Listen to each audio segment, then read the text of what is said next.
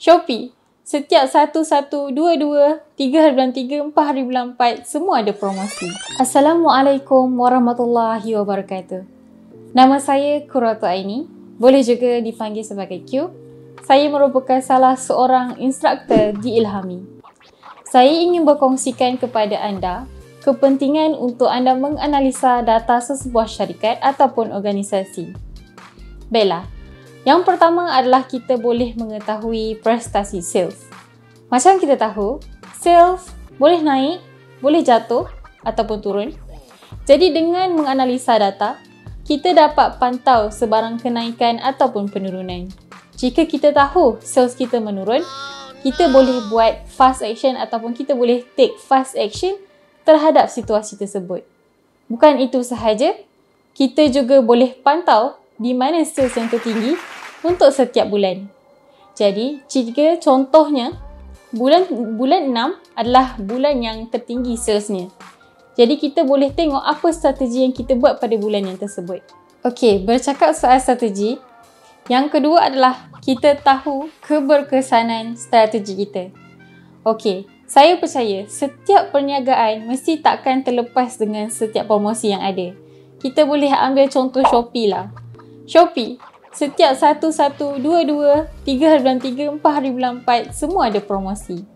Jadi, dengan menganalisa data, kita dapat tahu keberkesanan promosi kita. Contohnya, kita ada promosi A dan promosi B.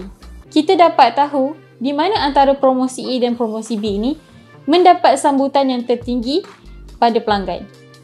Jadi, kita boleh kaji jika promosi A ini mendapat sambutan yang tertinggi kepada pelanggan, apa yang kita buat pada promosi A yang kita tak buat pada promosi B.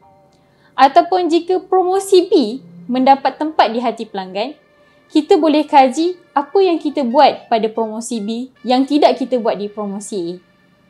Jadi, dengan menganalisa data, anda dapat kaji keberkesanan sesuatu strategi yang anda buat. Okey, jadi yang seterusnya adalah dengan menganalisa data syarikat, anda dapat kenal pelanggan anda. Jadi, kenal pelanggan di sini bermakna anda tahu ciri ataupun behavior mereka. Katakanlah pelanggan beli produk A, kemudian pelanggan beli produk B. Jadi, kebanyakan behavior yang kita boleh nampak adalah di situ. Kebanyakan pelanggan akan memilih baju, kemudian dia akan pilih seluar.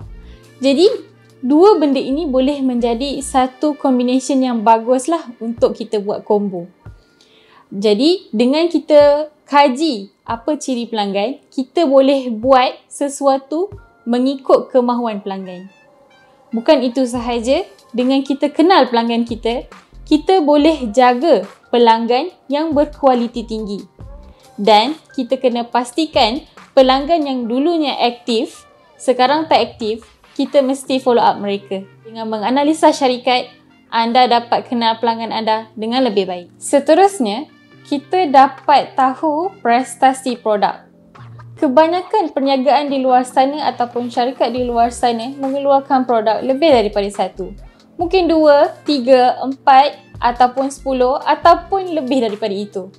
Jadi dengan menganalisa data, kita dapat tahu yang manakah produk yang mendapat sambutan yang tertinggi ataupun mendapat tempat di hati pelanggan.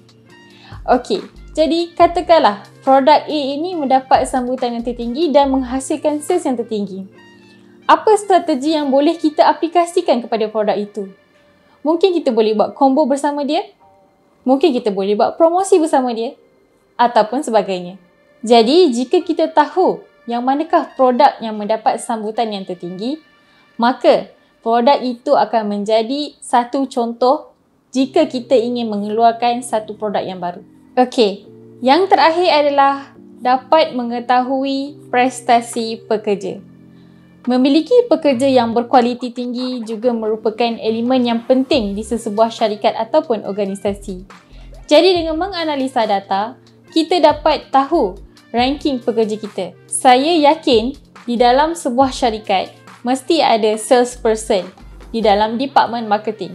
Jadi, kita dapat tengok yang mana pekerja kita yang dapat membuat sales yang tertinggi. Dengan kita tahu pekerja yang berkualiti, kita dapat memberikan mereka seperti award dan menjadikan mereka contoh kepada pekerja yang lain. Mereka akan bersaing antara satu sama lain untuk mendapatkan tempat rank yang tertinggi. Dengan ini, anda punya syarikat dapat berkembang dengan lebih lagi. Itu sahaja perkongsian daripada saya.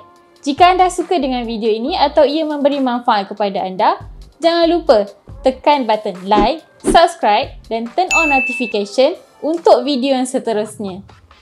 Diilhami, pembelajaran kini lebih mudah. Assalamualaikum warahmatullahi wabarakatuh. Jumpa lagi.